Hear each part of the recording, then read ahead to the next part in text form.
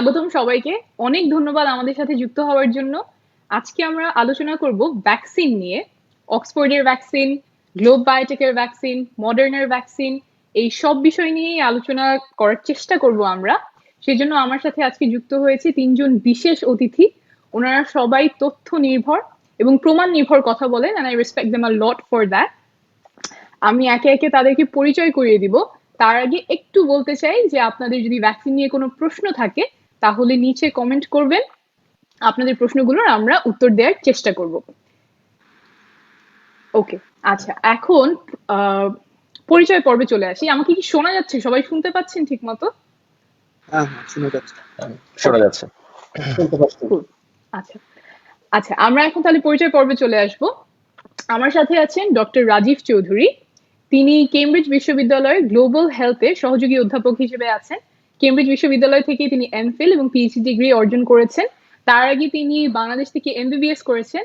আমরা এখানে সবাই চিকিৎসক, সবাই বাংলাদেশ থেকে এমবিবিএস করা। রাজীব ভাই গবেষণা করেন রোগতত্ত্ব বিষয়ে, অর্থাৎ রোগতত্ত্ব বলতে একটা রোগ কিভাবে ছড়ায়, কোন জনপদে, কোন সময়টাতে, কোন জায়গাটাতে বেশি ছড়াচ্ছে, কিভাবে এটার প্রতিকার প্রতিরোধ করা যায় সেই বিষয়ে তিনি গবেষণা করেন। এখন পর্যন্ত তার 100টার বেশি গবেষণা প্রকাশিত হয়েছে। Thank you so much for joining us Rajib ভাই। It's a pleasure. আমাকে ইনভাইট করার জন্য অনেক ধন্যবাদ। রাজীব ভাই আমাদের সাথে কেমব্রিজ থেকে যুক্ত হয়েছে, আর আমাদের সাথে বাংলাদেশ থেকে যুক্ত হয়েছেন ডক্টর ফজলে রাব্বি চৌধুরী। উনি বিএসএমএমইউ অর্থাৎ পিজি হাসপাতাল হিসেবে যেটা আমরা আরো বেশি ভালো চিনি, সেখানে ইন্টারনাল মেডিসিনের সহকারী অধ্যাপক হিসেবে কর্মরত আছেন। পিজি হাসপাতালে যে 320 বেডের করোনা ইউনিট আছে সেখানে ক্লিনিক্যাল কোঅর্ডিনেটর হিসেবে বর্তমানে কাজ করছেন। তার পাশাপাশি বাংলাদেশে প্লাজমা নিয়ে যে সবচেয়ে বড় গবেষণাটা আছে সেই গবেষণাটার অন্যতম গবেষক হিসেবে তিনি যুক্ত আছেন। আর উনি অক্সফোর্ড বিশ্ববিদ্যালয় থেকে ক্লিনিক্যাল মেডিসিনে পিএইচডি করেছেন। Thank you so much Fazle ভাই, অনেক ব্যস্ততার মধ্যে থেকে আমাদেরকে সময় দেওয়ার জন্য। না, ধন্যবাদ আমাকে আমন্ত্রণ জানানোর জন্য। আচ্ছা, আমাদের সাথে কেমব্রিজ থেকে আরো যুক্ত হয়েছেন ডক্টর মোহাম্মদ আনিসুল করিম। তিনি চিকিৎসক এবং কম্পিউটেশনাল বায়োলজিস্ট। আনিস ভাই অক্সফোর্ড বিশ্ববিদ্যালয় থেকে মাস্টার্স করেছেন এবং বর্তমানে পিএইচডি ডিগ্রি অর্জনের জন্য পড়াশোনা করছেন। তার পাশাপাশি তিনি কেমব্রিজের বিশ্বখ্যাত ওয়েলকাম স্যাঙ্গার ইনস্টিটিউটে গবেষক হিসেবে কাজ করছেন। Thank you so much for joining us Anis ভাই। Thank you for having me. আচ্ছা, আমরা এখন আলোচনাটা শুরু করব। অক্সফোর্ডের ভ্যাকসিন দিয়ে, যেহেতু এই ভ্যাকসিন নিয়ে গতকালকেই প্রকাশিত হয়েছে ল্যান্সেটে একটা পাবলিকেশন, এবং সেই সূত্র ধরে অনেক খবর, অনেক সংবাদ মাধ্যম এটা নিয়ে কথা বলছে। তো আমার প্রথম প্রশ্নটা রাজীব ভাইয়ের কাছে, and then rest of you please feel free to chip in. আমি যেটা রাজীব ভাইয়ের কাছে জানতে চাই, আমরা যে এই পর্যন্ত অক্সফোর্ড ভ্যাকসিন নিয়ে যা জানি, যে গবেষণাপত্র প্রকাশ হলো, সেখান থেকে আমরা কতটুকু নিশ্চিত যে এই ভ্যাকসিনটা কার্যকরী কিনা, মানবদেহে করোনা ঠেকাতে এই অক্সফোর্ডের ভ্যাকসিন কি কার্যকরী কিনা, সেই ব্যাপারে আমরা কতটুকু জানি, এটা নিয়ে যদি একটু রাজীব ভাই আমাদের সাথে শেয়ার করেন।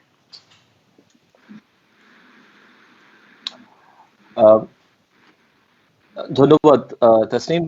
আমি অক্সফোর্ডের ভ্যাকসিন কার্যকরী হবে কি হবে না সেটা যাওয়ার আগে একটু বলে রাখি যে অক্সফোর্ডের ভ্যাকসিনটা আসলে কি। তো অক্সফোর্ডের ভ্যাকসিনটা হলো চ্যাডক্স 1 এনকোভ 19 যেটাকে বলা হচ্ছে। তো এটা আসলে কি, এটা হলো যে আমরা যে SARS-CoV-2 যেটা যেই কোভিড এর যে ভাইরাসটা, সেটার যে স্পাইক প্রোটিন যেটা আছে, যেটা হচ্ছে একটা খুব একটা ক্যারেক্টারিস্টিক একটা ফিচার এই ভাইরাসটার। তো সেই স্পাইক প্রোটিনের যেই জিনোমিক্সের কারণে এই স্পাইক প্রোটিনটা হয়, সেটাকে ঢুকিয়ে দেওয়া হয়েছে হলো অ্যাডেনোভাইরাস। এটা হলো একটা নর্মাল ঠান্ডা জ্বর হয়, অ্যাডেনোভাইরাস বলে আরেকটা ভাইরাসের ভেতরে, এবং সেই অ্যাডেনোভাইরাসটা হলো নর্মালি শিম্পাঞ্জি বা হচ্ছে বানরের মধ্যে দেখা যায়। তো এটাকে জেনেটিক্যালি ইঞ্জিনিয়ার করে দেওয়া হয়েছে হলো সেই অ্যাডেনোভাইরাসের ভেতরে, এবং সেটা তারপরে আমরা যখন শরীরে ঢুকিয়ে দিই ভ্যাকসিনের মতো, তখন আমাদের শরীর মনে করে যে এটা মোস্ট লাইকলি করোনা ভাইরাস। তো তখন সে একটা এর সাথে বাইন্ড করে একটা অ্যান্টিবডি তৈরি করে, এবং কিছুটা সেল মিডিয়েটেড কিছু ইমিউনিটিও তৈরি করে। তো এটাই হচ্ছে এই ভ্যাকসিনটা। তো এখন এই ভ্যাকসিনটা আমার মনে হয় আমরা সবাই দেখেছি গতকালকে যেই পাবলিকেশনটা হয়েছে লানসেটে, তো সেটা অনেকগুলো স্তর পার হয়ে আজকে এই পর্যন্ত এসে পৌঁছেছে। প্রথমে তারা যেটা দেখেছেন যে এটা আপনার যেটা অ্যানিমেল ট্রায়াল করে দেখেছেন যে সেখানে এটা কেমন রোগ প্রতিরোধ ক্ষমতা তৈরি করছে।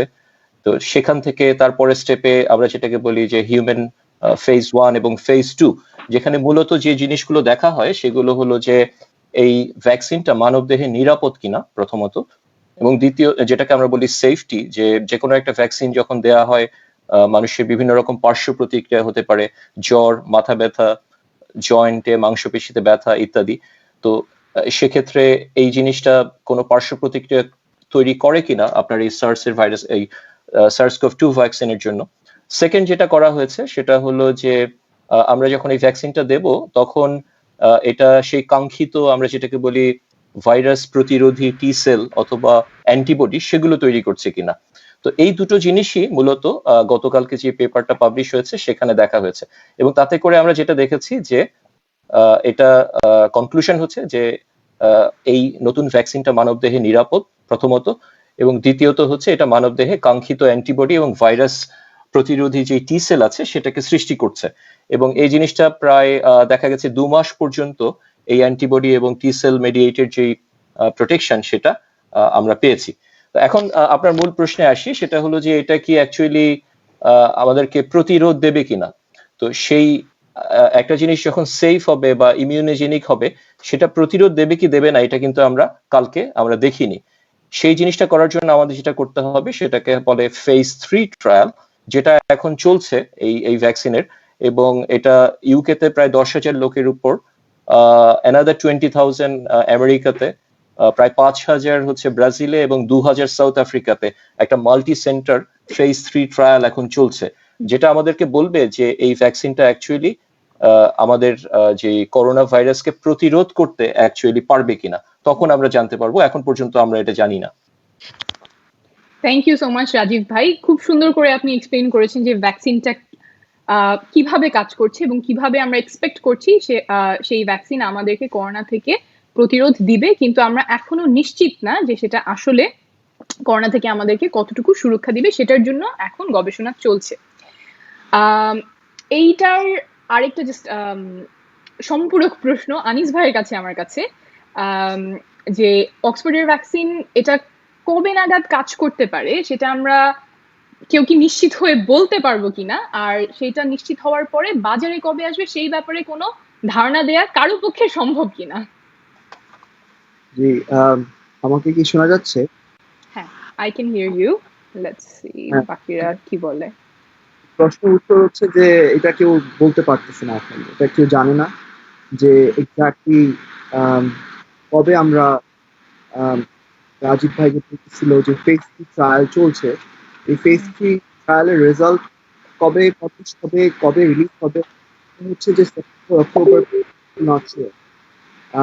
অ্যাস্ট্রাজেনেকা নামে একটা ফার্মাসিউটিক্যাল কোম্পানি আছে যে বলেছে যে যদি ভ্যাকসিনটা এফেক্টিভ হয় তারা প্রোডাকশন স্কেল আপ করবে এবং ডিস্ট্রিবিউশন করা শুরু করবে, কিন্তু এক্স্যাক্টলি কবে, কখন, স্পেশালি কখন এটা বাংলাদেশে আসবে এই ব্যাপারে কেউ কোনো ধরনের নিশ্চয়তা এখন দিতে পারবে কিনা আমার মনে হয়। ওকে ওকে, সো এখন পর্যন্ত আমরা জানি না আসলে ঠিক কবে আসবে। আমার পরের প্রশ্নটা ফজলে রাব্বি ভাইয়ের জন্য। এই যে আমরা বলছি যে বিভিন্ন ধাপে গবেষণা করা হচ্ছে, একটা ভ্যাকসিনের জন্য আমাদের বিভিন্ন ধাপের প্রমাণ লাগে, তো অনেক সময় অনেক ধরনের খবর আসলে মানুষের কাছে যায়। যেমন একটা সংবাদ মাধ্যম কিছুদিন আগেই নিউজ করেছে যে অমুক ভ্যাকসিন প্রথম বা প্রাথমিক পর্যায়ে সফল, সেই একই দিনে একই ভ্যাকসিন নিয়ে আবার আরেকটা সংবাদ মাধ্যম নিউজ করেছে যে ভ্যাকসিন চূড়ান্ত ধাপে আশা জাগাচ্ছে। আবার আরেকটা সংবাদ মাধ্যম বলছে যে করোনা প্রতিরোধে মানবদেহে এই ভ্যাকসিন সফল।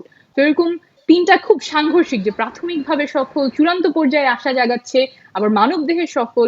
তো এইরকম যখন খবরগুলো থাকবে, এর মধ্যে মানুষ আসলে কিভাবে বুঝবে কোন তথ্যটা সঠিক, আর এই এই সূত্র ধরেই আপনি যদি একটু সহজ করে সাধারণ মানুষের বোঝার জন্য যদি বলেন যে আসলে ভ্যাকসিন যে ডেভেলপ করার ধাপগুলো কি কি বা কেন করা হয়, ফজলে রাব্বি ভাইয়ের কাছে প্রশ্ন। না, ধন্যবাদ। আসলে যখন একটি রোগের মহামারী হয় তখন তথ্যেরও মহামারী হয়, যেটা প্যান্ডেমিক এবং ইনফোডেমিক। এবং মানুষ যখন অসহায় হয়ে যায়, আমার চারিদিকে অক্সিজেন কিন্তু আমি অক্সিজেনের অভাবে মরে যাচ্ছি। মানুষ যখন অসহায় হয়ে যায় তখন সে খড়কুটোর মতো যা পায় হাতের কাছে সেটা ধরার চেষ্টা করে, আবার সেটাকে সেল করার জন্য টিআরপি বাড়ানোর জন্য অনেক রকম নিউজ হয়। কিন্তু আসলে মোটা দাগে এটা এটা অসম্ভব জটিল একটা প্রক্রিয়া। এবং যারা ভ্যাকসিনোলজিস্ট বা ইমিউনোলজিস্ট, তারা যারা সরাসরি ভ্যাকসিন রিসার্চের সাথে জড়িত, তারা বলতে পারবেন যে এটা কত দীর্ঘমেয়াদী এবং ব্যয়বহুল একটি প্রক্রিয়া, যেটি ডক্টর রাজীব অনেকখানি সুন্দরভাবে মানে সহজ করে বলে ফেলেছেন। তো সেটাকে যদি আমি আবার একটু রিক্যাপ করতে চাই, তাহলে এটার বেশ কয়েকটি ধাপ রয়েছে, যেটাকে আমরা মূল ধাপে আসার আগে আমরা বলি যে প্রি ক্লিনিক্যাল স্টেজ। যেখানে প্রি ক্লিনিক্যাল স্টেজের আগেও একটা স্টেজ রয়েছে, যেটা এক্সপ্লোরেটরি স্টেজ বা ল্যাবরেটরিতে আমরা ক্যান্ডিডেট বলি, যে কোন ক্যান্ডিডেটটা কোন প্রোটিনটাকে চয়েস করা যায়। আমাদের এখানে তো আনিস রয়েছে বায়ো ইনফরমেটিক্স, সে আরো বলতে পারবে যে এখানে অনেক প্রোটিনকে খুঁজে প্রোটিন বলতে ওই ভাইরাসের দেহের একটি ক্ষুদ্র অংশকে খুঁজে ইমিউনোজেনিক একটা প্রোটিনকে ক্যান্ডিডেট হিসেবে আইডেন্টিফাই করা হয়, সেটাকে প্রি ক্লিনিক্যাল অ্যানিমেলে ট্রাই করা হয়, তারপরে শুরু হয় ক্লিনিক্যাল ডেভেলপমেন্ট স্টেজ, যেটার মূলত 3টি ধাপ, প্রথম, দ্বিতীয় এবং তৃতীয়।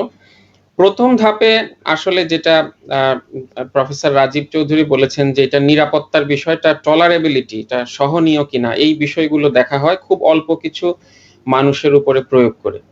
এবং ফেজ 2 যেটা, সেখানে এই নিরাপত্তা সহনীয়তার সাথে সাথে এটা আদৌ ইফেক্টিভ কিনা, এটা এফিকেসি কিনা, এটা ডোজ রেসপন্স আমি বলি যে আসল আইডিয়াল ডোজ কোনটা, এটা কি 50 মাইক্রোগ্রাম দিলে ভালো নাকি 100 মাইক্রোগ্রাম দিলে ভালো, এই ডোজ রেসপন্স, সেফটি, এফিকেসি, এই 3-4টা বড় কম্পোনেন্ট গুলা ফেজ 2 তে আপনার আমরা বলি ধাপ 2 নম্বর ধাপে অ্যাড্রেস করার চেষ্টা করা হয়। 2 নম্বর ধাপের আবার এ বি বলে অনেকে ভাগ করেন।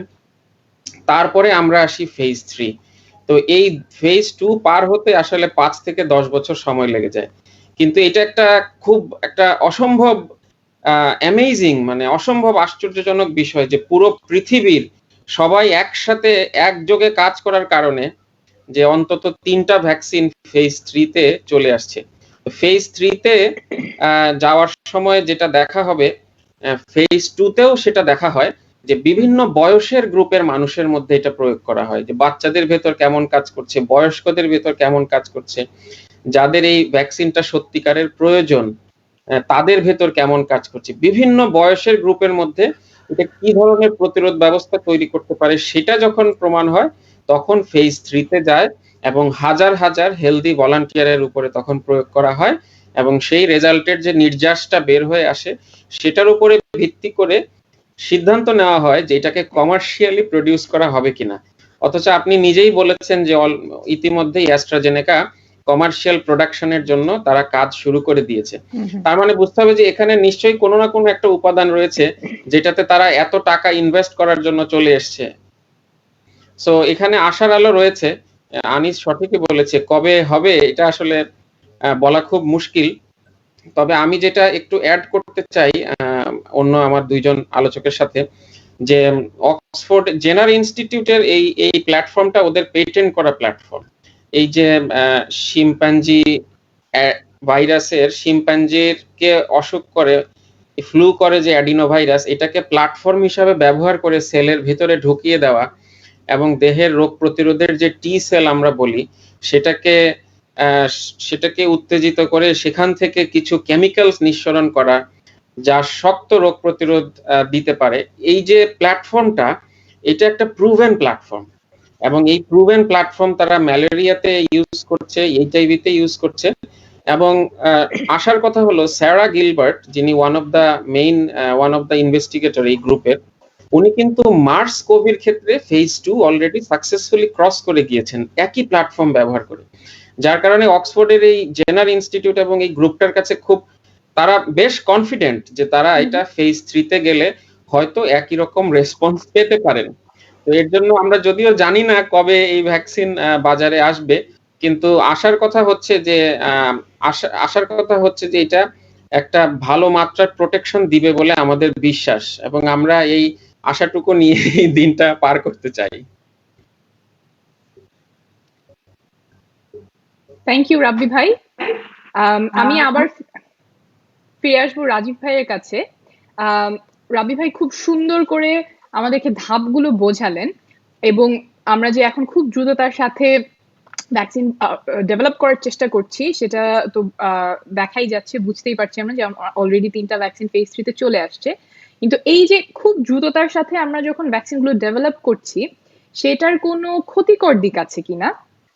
ক্ষতিকর দিক বলতে আমরা যে ফেজ 1 ফেজ 2 ফেজ 3 অনেকগুলো ধাপের কথা বলছি, তো সাধারণত একটা কোম্পানি বা বিশ্ববিদ্যালয় বা যে কোনো একটা অর্গানাইজেশন করে, তারপরে তারা একটা জার্নালে পাবলিশ করে, সেখান থেকে আবার খুঁটিনাটি বিশ্লেষণ হয়। কিন্তু এখন আবার মহামারীর সময় দেখা যাচ্ছে অনেকে এই জার্নালে প্রকাশ করা থেকে একটু অনীহা প্রকাশ করছে। আর তো কালকে যদি একটা কোম্পানি বলে যে আমার 3টা ফেজেই সফল, মানবদেহে সফল আমার ভ্যাকসিন, তাহলে কি কালকেই সেটা বাজারে পাওয়া যাবে? সেই ক্ষেত্রে আর কি কি নিয়ম আছে? এখানে একটা এক্সাম্পল হচ্ছে রোটাশিল্ড, 98 সালে এই ভ্যাকসিনটা বের হয়েছিল। তারপরে আমরা দেখলাম যে এটা মানবদেহে বেশ কিছু ক্ষতি করে, তো তারপরে সেটা আবার বাজার থেকে তুলে নেওয়া হয়। তো এই যে করোনার ভ্যাকসিন গুলো, এই ক্ষেত্রে যে এটা হবে না বা সেইটার নিশ্চয়তা কি, অথবা সেটা ঠেকাতে কি কি করা হচ্ছে, বা কে এই দায়িত্বটা পালন করে? রাজীব ভাই।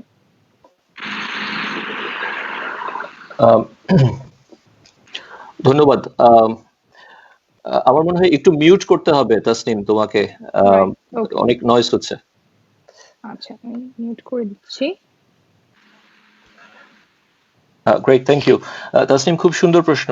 অ্যাকচুয়ালি একটা ভ্যাকসিন, যেটা আমাদের ফজলে ভাই বলছিলেন যে একটা ভ্যাকসিন যে শুধু বৈজ্ঞানিকভাবে বিভিন্ন স্টেপ মেনটেন করে তার সেই ভ্যাকসিনটা আমাদেরকে প্রতিরক্ষাটা দেবে কিনা সেটাই যে শুধু আমাদেরকে দেখাতে হবে তা না, এরপরেও কিছু স্টেপস আছে।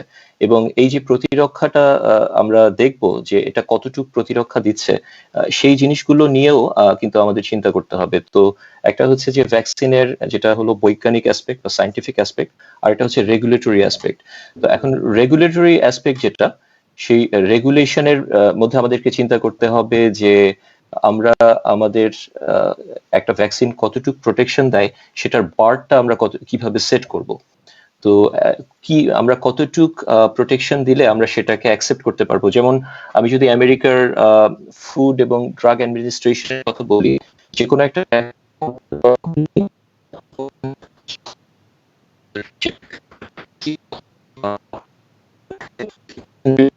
হয়, তো এটা একটা থ্রেশহোল্ড বা একটা সীমা তারা নির্ধারণ করেছেন যে এর থেকে স্ট্রঙ্গার হতে হবে।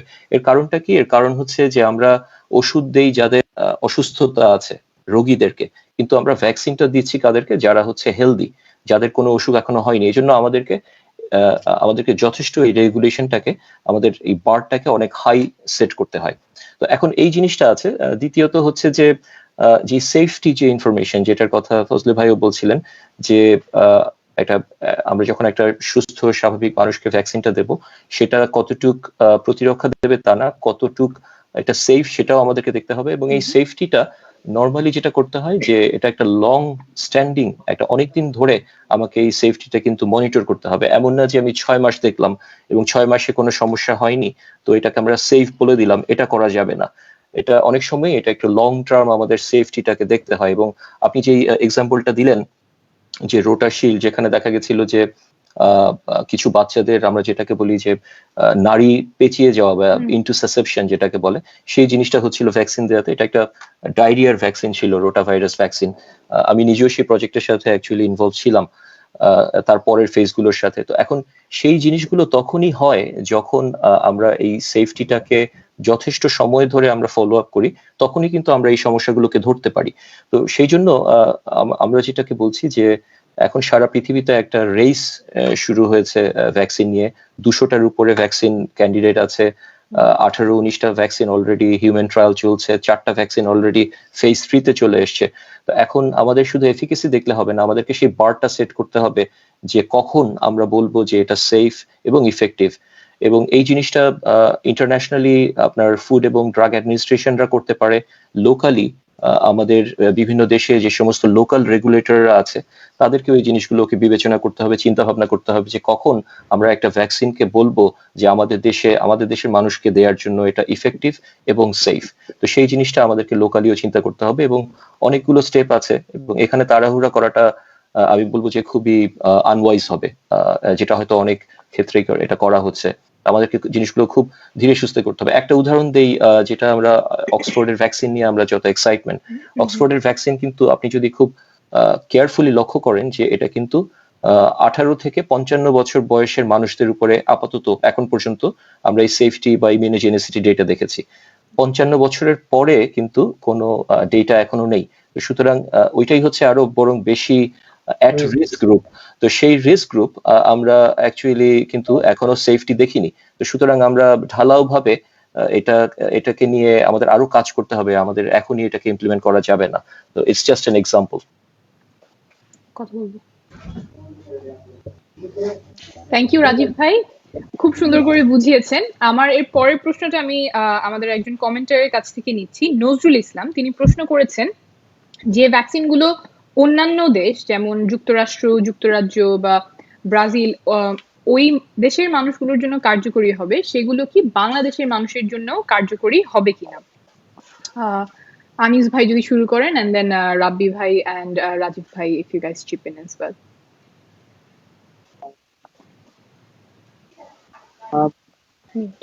আমরা এরকম কোনো রিপোর্টস আমার জানা মতে পাই নাই যে এক দেশের মানুষে একটা ভ্যাকসিন কাজ করছে যেটা অন্য দেশে কাজ করেনি। হয়তো আমার জানা নেই, রাজীব ভাই আর রাবি ভাই এটা আরো ভালো বলতে পারবে।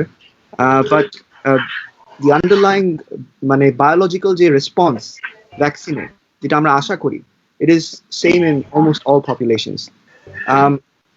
সো এই রাব্বি ভাই যেটা শুরু করছিলেন যে একটা ভ্যাকসিন, আমরা যে এখন পর্যন্ত যে স্টাডিজ গুলি এখন আসছে এটা হচ্ছে ফেজ 1 আর phase 2 studies. Phase 3 studies Rajib ভাই যেটা বলছে যে এটা এখনো অনগোয়িং প্রসেস এবং এটা আসতে আরো সময় লাগবে এবং আমাদের তাড়াহুড়া করা উচিত না।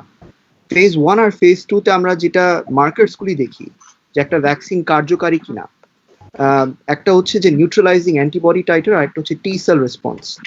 এই বায়োলজিক্যাল রেসপন্সেস গুলো কিন্তু ইউবিকুইটাস, ইট ইজ ইউনিভার্সাল। এটা মোটামুটি আমরা সব পপুলেশন এটা আমরা জানি যে এটা এই রেসপন্সটা পাওয়া যায় আগেনস্ট এ ভ্যাকসিন। কিন্তু এটা কি অ্যাকচুয়ালি কার্যকারী করবে কিনা টু প্রিভেন্ট করোনা ভাইরাস, ওইটা আমরা তখনই ফেজ 3 তে জানতে পারবো। এই ফেজ 3 ট্রায়ালস অন্য পপুলেশনে হওয়ার পরও এরকম কোনো নিশ্চয়তা নাই যে এটা আমাদের পপুলেশনে কাজ করবে 100%, but we can be reasonably sure that it will, because আমাদের এরকম কোনো প্রেসিডেন্ট নাই আমার জানা মতে যে একটা ভ্যাকসিন একটা পপুলেশনে কাজ করছে আর অন্য পপুলেশনে কাজ করেনি।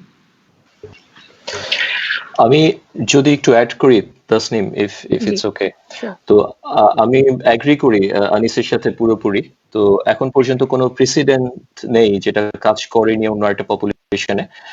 তো তো একটা জিনিস আমাদেরকে যেটা চিন্তা করতে হবে, যেটার কারণে হয়তো একটা পপুলেশন স্পেসিফিক একটা অন্যরকম রেসপন্স হতে পারে, সেটা হচ্ছে যে যদি ভাইরাসটা তার যেই স্ট্রাকচার সেটাকে যদি পাল্টে ফেলে কোনো একটা পার্টিকুলার পপুলেশনের জন্য, যে ভাইরাসের যে জেনেটিক কম্পোজিশন বা যেই স্ট্রাকচার বা যেভাবে এটা ইনফেক্ট করে সেই জিনিসটা যদি কোনো আমরা যেটাকে বলি মিউটেশন, সেটা যদি হয় কোনো একটা জায়গায় কোনো একটা পপুলেশনে স্পেসিফিক্যালি, যেটা হচ্ছে significantly different from the other strains, তখন হয়তো জিনিসটা আমাদের একটা চিন্তা করতে হবে যে কিরকম ভ্যাকসিন। কিন্তু এখন পর্যন্ত যেটা সুখবর সেটা হচ্ছে যে যত জিনোমিক সিকোয়েন্সিং ডেটা আমরা দেখেছি ওয়ার্ল্ড ওয়াইড, সেখানে এখন পর্যন্ত আমরা সেরকম কোনো সিগনিফিকেন্ট মিউটেশন দেখিনি যাতে করে আমরা বলতে পারি যে কোনো একটা জায়গায় ভাইরাসটা একদম কমপ্লিটলি ডিফারেন্ট, যেখানে হয়তো আমাদের যে নোন যেই ভ্যাকসিন গুলো আছে সেগুলো একইভাবে কাজ করবে না বা প্রতিরক্ষা দেবে না, সেরকম কোনো এভিডেন্স আমরা এখন পর্যন্ত দেখিনি। সো আমি সেই জন্য আনিসের সাথে এগ্রি করি যে আমার মনে হয় না যে ভ্যাকসিনটা যেটা 4-5টা দেশে মাল্টি সেন্টার ট্রায়াল হচ্ছে, যদি সেখানে কাজ করে, বাংলাদেশে কাজ করবে না। আমি যদি রাবি ভাই বলেন আপনি। জি না, আমি জাস্ট বলতে চাচ্ছিলাম যে এখানে প্লাস এডিশন আর কি, যদি সাপ্লিমেন্ট, যে স্ট্র্যাটেজিটাও খুব গুরুত্বপূর্ণ। যেমন যে 3টা ভ্যাকসিন এগিয়ে এসেছে সামনে, সেখানে জেনেটিক্যালি মডিফাইড অক্সফোর্ডের ভ্যাকসিন বা মেসেঞ্জার আরএনএ কে ব্যবহার করার, যেটা আমেরিকা এবং চায়নার তারা প্রত্যেকেই আসলে আমরা যেমন প্রফেসর রাজীব বলছিলেন যে টি সেলের কথা, তো টি সেলটা হলো আসলে আমাদের একটা সবচেয়ে বড় অস্ত্র আমাদের ইননেট ইমিউন সিস্টেমে, প্রতিরোধী ব্যবস্থায়, যে সব ধরনের সাইটোকাইন বা কেমিক্যাল তৈরি করে। তা আমরা এটাকে বলি যে প্যান টি সেল রেসপন্স। তো এরা প্রত্যেকেই আসলে প্যান টি সেল রেসপন্স করতে পারে, যার কারণে এখনো পর্যন্ত যেহেতু মিউটেশন বড় রকমের হয়নি, এটা কাজ করা উচিত আর কি। আমি জাস্ট একটু সাপ্লিমেন্ট করলাম। আমি জাস্ট আরেকটা জিনিস অ্যাড করি ফজলে ভাইয়ের সাথে, সেটা হলো যে শুধু মানে আমাদের আরেকটা জিনিস মাথায় চিন্তা করতে হবে যে ইমিউন রেসপন্স যেটা, এটা কিন্তু বয়স হিসেবে এটা কিন্তু ভ্যারি করতে পারে। তো আমি পপুলেশন বলতে যদি বাংলাদেশ আর ইউকে বুঝাই, তাহলে আমি বলবো যে জেনারেলি একই রকম রেসপন্স হবে। কিন্তু পপুলেশন বলতে আমি যদি বুঝাই যে 50 বছরের নিচে বা 50 বছরের উপরে কিরকম রেসপন্স হবে, সেটা কিন্তু একটা ভিন্ন বিষয়। কারণ এখন পর্যন্ত অক্সফোর্ড বা অন্যান্য যেসব ভ্যাকসিন আমরা দেখছি, সেগুলো যে বয়স্কদের ক্ষেত্রে কিরকম কাজ করবে, যারা অ্যাকচুয়ালি ভালনারেবল গ্রুপ, আমরা কিন্তু সেটা জানি না। তো সেই জিনিসটা কিন্তু খুব ইম্পর্টেন্ট, কারণ হচ্ছে যে আমাদের দেশে বয়স্করাই বেশি এফেক্টেড হবেন বা বিভিন্ন জায়গায়। তো সেই ক্ষেত্রে কিছু পপুলেশন স্পেসিফিক, কারণ অন্যান্য ফ্লু ভ্যাকসিনেও দেখা গেছে যে ফ্লু ভ্যাকসিন অল্প বয়সীদের যতটুকু প্রোটেকশন দেয়, বয়স্কদের ক্ষেত্রে তাদের বয়সের কারণে যেহেতু ইমিউন রেসপন্স কিছুটা দুর্বল হয়, তাদের ক্ষেত্রে কিন্তু রেসপন্সটা কিছুটা কম হয়। তখন সেই জিনিসটা আমাদেরকে একটু দেখতে হবে। এইখানে আমি যদি একটু অ্যাড করি, যে রাজীব ভাই একেবারে ঠিকই বলছেন যে এজ ডিস্ট্রিবিউশনটা অনেক ইম্পর্টেন্ট ভ্যাকসিন রেসপন্সেস গুলিতে। এখানে আরেকটা জিনিস যেটা আমি মনে করি যে ইম্পর্টেন্ট, এটা হচ্ছে যে আমরা কিভাবে ভ্যাকসিনটা শরীরে ইন্ট্রোডিউস করতেছি এবং কি ইন্ট্রোডিউস করতেছি। আমরা যেটা ইন্ট্রোডিউস করতেছি এটা হচ্ছে এটাকে বলা হয় এস প্রোটিন। তো এস প্রোটিন হচ্ছে এমন একটা রিজন অফ দ্য ভাইরাসে থাকে, যেটা আমরা দেখছি যে বিভিন্ন মিউটেশনাল স্ট্রেনস, এটা একটা কনজার্ভড একটা রিজন, এবং এটার এগেনস্টে এই জন্য বেশিরভাগ ভ্যাকসিন গুলো ফোকাস করতেছে এটার এগেনস্টে একটা ইমিউন রেসপন্স তৈরি করতে, because this is the protein যেটা ভাইরাসটা সেলের ভিতর ঢুকতে ব্যবহার করে। সো এটা হচ্ছে প্রথম কথা। আর দ্বিতীয় কথা হচ্ছে যে আমরা কিভাবে এই ভাইরাস মানে এই এস প্রোটিনটা একটা শরীরে দিচ্ছি। এটা কি আমরা, যে রাবি ভাই যেটা বলতেছিলেন, এটা কি আমরা আরএনএ ভ্যাকসিনের মাধ্যমে দিচ্ছি, নাকি অ্যাডিনোভাইরাল অন্য একটা ভাইরাসের মাধ্যমে দিচ্ছি? সো অক্সফোর্ড আর আরেকটা ভ্যাকসিন ট্রায়ালের মধ্যে আরেকটা ভ্যাকসিন ট্রায়াল হচ্ছে, যারা ফেজ 1 ফেজ 2 রেজাল্টস পাবলিশ করছে রিসেন্টলি, এটা হচ্ছে ক্যানসিনো বায়োলজিক্যাল, যারা হচ্ছে যে ল্যান্ডসেটে তাদের রিপোর্টস পাবলিশ করছে, and they are using a very similar adenoviral vector approach. কিন্তু এখানে ডিফারেন্সটা হচ্ছে যে তারা যেই ভাইরাসটা ইউজ করতেছে এটা হচ্ছে হিউম্যান অ্যাডিনোভাইরাল ভেক্টর, এবং দেখা গেছে যে 50% অফ দ্য পপুলেশনের মধ্যে এই হিউম্যান অ্যাডিনোভাইরাল ভেক্টর আগেনস্টে অলরেডি প্রি এক্সিস্টিং ইমিউনিটি আছে আমাদের। এটা আমাদের না, এটা বেসিক্যালি এসেনশিয়ালি চায়নার যে study participants, 50% of those Chinese participants already had pre-existing immunity against the adenoviral vector. এবং অক্সফোর্ড যেটা ইউজ করতেছে এটা হচ্ছে চিম্পাঞ্জি থেকে, যেটা রাজীব ভাই শুরু থেকে বলছিলেন, চিম্পাঞ্জি থেকে যে ভাইরাল ভেক্টরটা, যেটার আগেনস্টে আমাদের মানে কোনো ইমিউনিটি নাই। তো এসেনশিয়ালি এই ইমিউন রেসপন্স, একটা পপুলেশন একটা ভ্যাকসিন প্রতি ইমিউন রেসপন্স দেখাবে কিনা অনেক কিছুর উপর নির্ভর করে। একটা হচ্ছে এজ ডিস্ট্রিবিউশন, আরেকটা হচ্ছে যে what viral vector is being used, এই ভাইরাল ভেক্টরের এগেনস্টে কি আমাদের প্রি এক্সিস্টিং ইমিউনিটি আছে কিনা, এবং আরেকটা হচ্ছে যে আমরা কিসের এগেনস্টে এই ইমিউন রেসপন্সটা তৈরি করতেছি, এটা কি এস প্রোটিনের এগেনস্টে নাকি অন্য কোনো প্রোটিনের এগেনস্টে।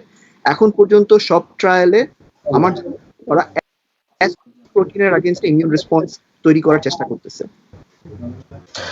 আর আরেকটা ছোট্ট একটা ডিফারেন্স, আমরা যেহেতু পপুলেশন ওয়াইজ ডিফারেন্স কি হবে, এটা খুব ইন্টারেস্টিং একটা টপিক, সেজন্য আরেকটা জিনিস আমি একটু অ্যাড করি।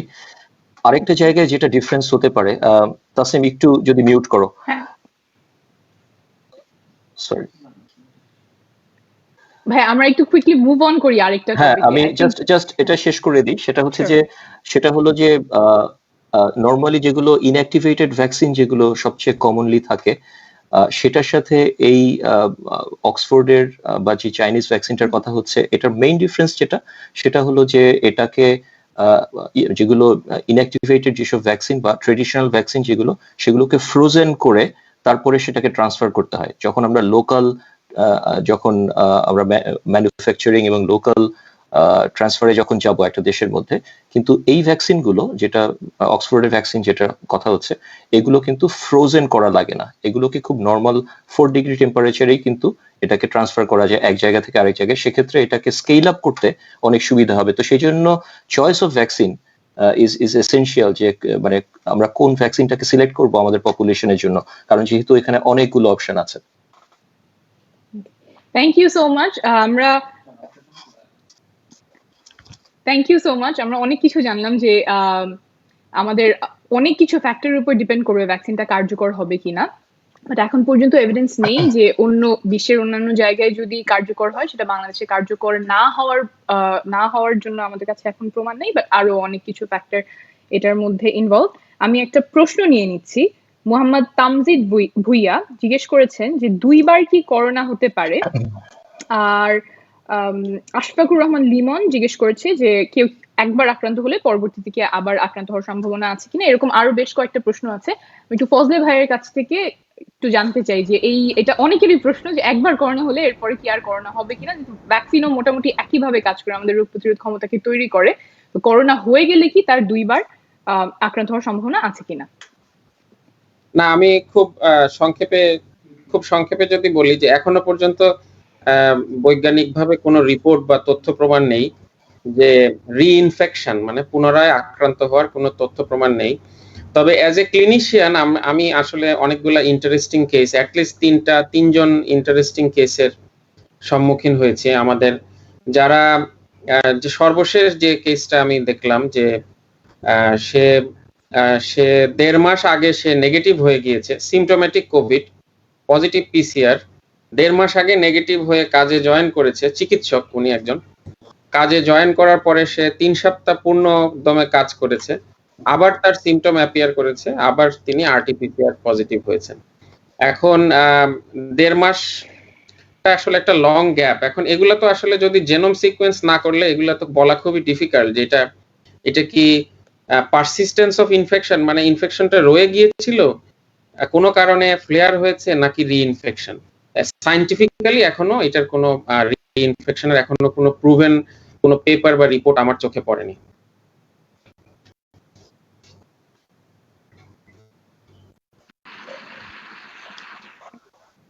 আমরা এখন বাংলাদেশে যে ভ্যাকসিন তৈরি হচ্ছে সেটা নিউজ আমরা পেয়েছি গত কয়েকদিন আগে, সেটা নিয়ে একটু কথা বলবো। গ্লোব বায়োটেক নামে একটা কোম্পানি, তারা করোনার একটি ভ্যাকসিন তৈরি করেছেন এবং সংবাদ সম্মেলনে বলা হয়েছে যে প্রাথমিকভাবে ভালো ফলাফল দেখা